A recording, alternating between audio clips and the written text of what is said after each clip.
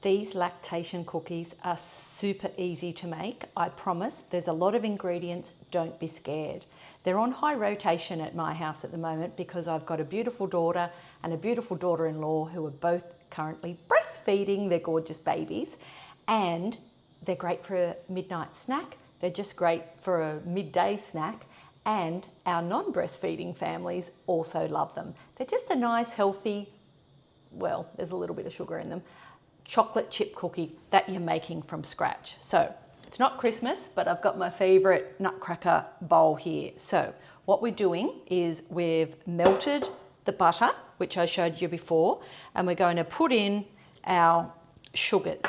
Now, you might notice that I've got everything out and put them in these separate containers. Yes, it's a lot more washing up. I do have a dishwasher. However, I do always have a tub of hot soapy water to just chuck things in as I go, and that really keeps me accountable for later on. So I've got the brown sugar and the white sugar, and I've just popped them in the melted butter, and that's going lovely. Now the next thing I'm going to do is add add the vanilla. Because I've got everything out, I know when I'm missing an ingredient. There we go. Pop them in the hot soapy water. I have actually made things before and forgotten to add something, which is a nightmare when you realise later. So if you add everything in first, put everything out first, it's going to be so much easier. So stirring in the sugars. Now I'm gradually adding the flour. It's getting nice and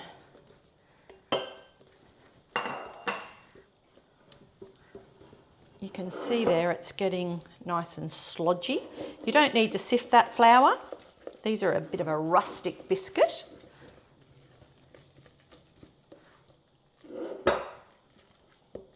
Next thing, we're going to add in that egg. So I added in the flour first before I put the egg in because I just wanted to cool that butter down a little bit. I always get a little bit worried that when you're adding an egg to some hot butter that it's going to cook the egg. So next up, I've got the bicarb, the baking powder and the cinnamon all in there. Give that a little stir. Oh, and it's looking lovely already. Next up, we're going to add in the beautiful oats. That's one of the secrets to why these lactation cookies help with milk supply.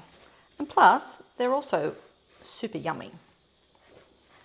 Now that's getting quite thick, so you're going to need your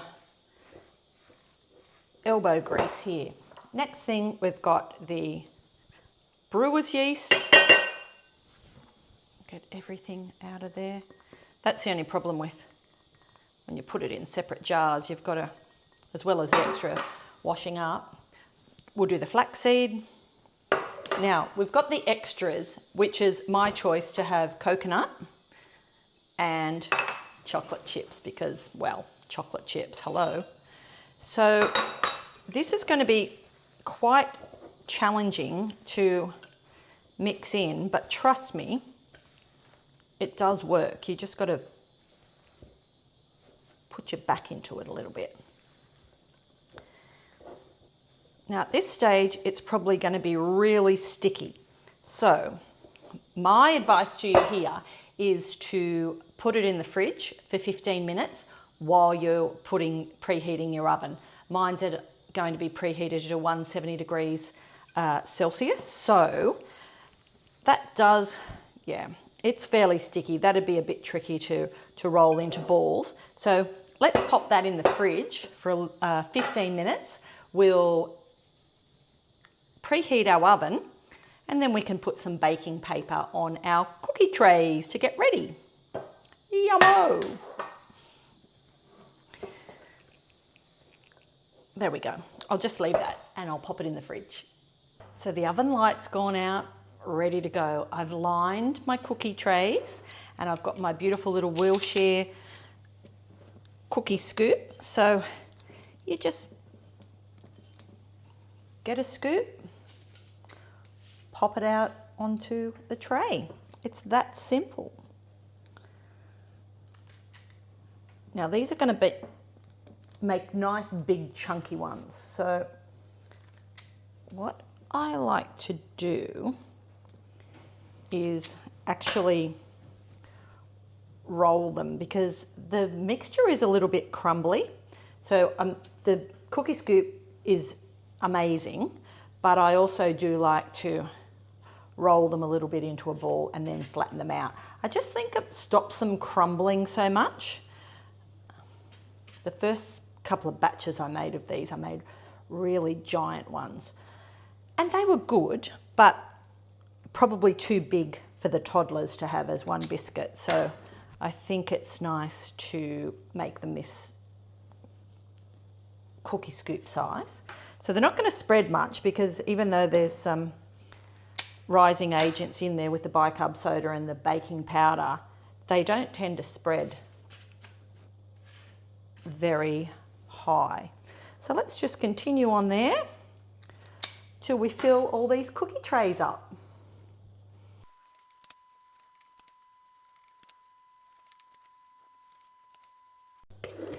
So here we go with our last one in the bowl. Had to get another cookie sheet because I made so many. If you haven't got a cookie scoop, it doesn't matter. This just makes it so much easier for me to scoop out, even though I end up getting my hands quite dirty anyway because I'm rolling them. But if you haven't got a cookie scoop, you can just use a tablespoon. So that's also wonderful.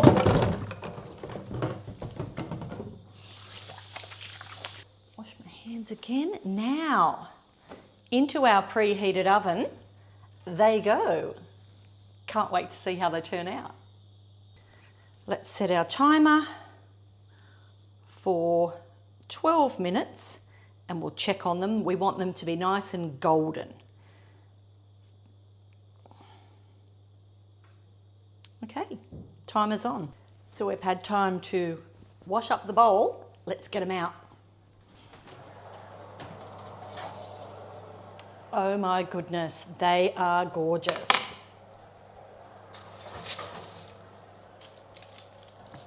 Let's put the next lot in.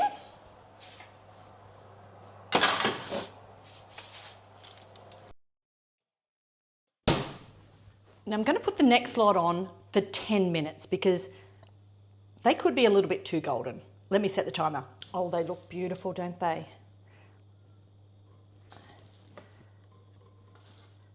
One thing about these cookies is when I first made them, they were coming out a little bit of an icky colour, so I was cooking them longer. I'm not sure whether I've done these ones too much, but we'll see when we go to taste test them. So scoop them straight off onto your cooling, and then they're soft at the moment, but they will harden up. Don't you think they're a great size? I mean, I think the big ones were really great. The girls loved them. They'd even put them on a plate and put Nutella on the top of them for an extra treat. But I think for just a nice cookie, oh, there's a little crumb. Scrumdiddlyumptious. So as you can see, the recipe's making quite a lot. They only last probably 5 days in a airtight container. So, excuse me while I swallow that little crumb. I would suggest if you haven't got 2 breastfeeding mums and another family to divvy them up, I would freeze them, and I've done that successfully before. You just wait obviously until they're cool, put 1 layer down, put some of this baking paper on top, another layer of baking paper, and then cover that, and then make sure it's in a really well sealed container. They will stay in the freezer for a month, and you can just get them out as you need and microwave them, and they're delicious warm too, so wonderful. Let's see how the ones I've put in for 10 minutes turn out. But you know what? I'm happy with those. They're not burnt, they're just nice and golden. Okay, let's wait for the 10-minute ones. Okay, let's see what the ones that I put in for 10 minutes come out like.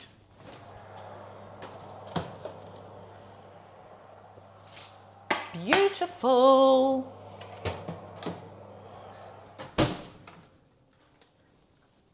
Oh, look, these are perfect.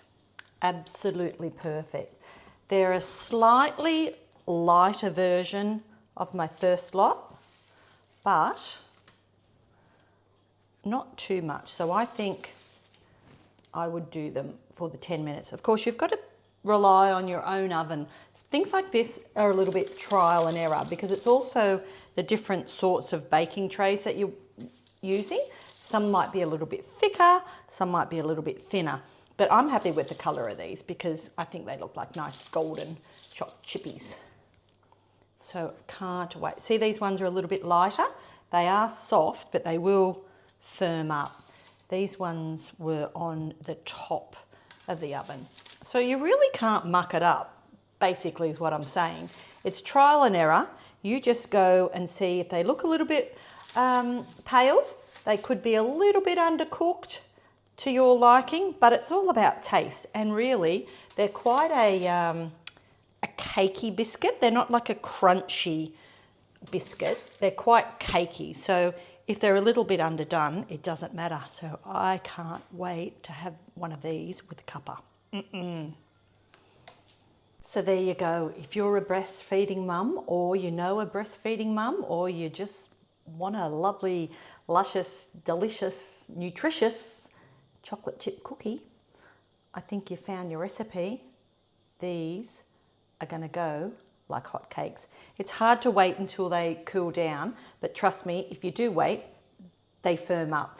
Again, we use chocolate chips and coconut as the add-ins. You can add anything else. We've tried cranberries. They weren't a great hit with some of the mums. You can use flaked coconut. It tends to get a bit, it's got an odd texture in it, the coconut flakes. So either the desiccated or the shredded, I think, works best. But you do your add-ins, surprise yourself. White chocolate chips maybe. We use the milk ones. You could use dark ones. You can use a mix of both. Probably try and stick to the ratio of the chocolate chips and the coconut if you're adding any extra add-ins, because you saw it was quite dry. You don't want it to get too dry. Okay, good luck, and I hope you increase your milk supply or just like these yummy cookies.